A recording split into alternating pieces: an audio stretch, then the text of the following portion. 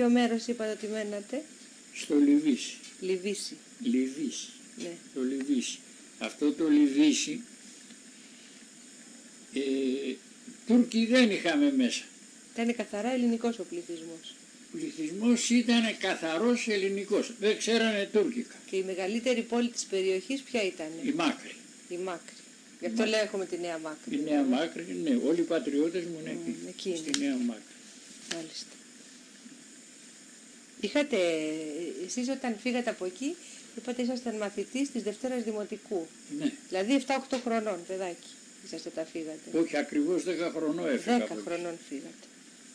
Πόσα αδέλφια είσαστε? Ήμασταν 3 κορίτσια και 3 αγόρια. 6 παιδιά. 6 Και ήρθατε και οι 6 εδώ? Και οι 6 ήρθαμε εδώ. Έτσι. Με τον μπαμπά και τη μαμά όλοι? Όχι, ο παπάς δεν υπήρχε, τον είχαν σκοτώσει οι Τούρκοι. Τον είχαν σκοτώσει. Άντρας δεν υπήρχε στο Λιβύσι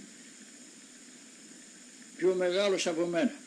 Δεν υπήρχε άντρας. Όλοι οι άλλοι είχαν στρατευτεί ή είχαν σκοτωθεί? Όχι, τις είχαν πάρει οι Τούρκοι και τις κάνανε, να πούμε, τις στέλνανε σε διάφορα μέρη για να πεθαίνουν στον δρόμο. Και τους γέρους και τους νέους.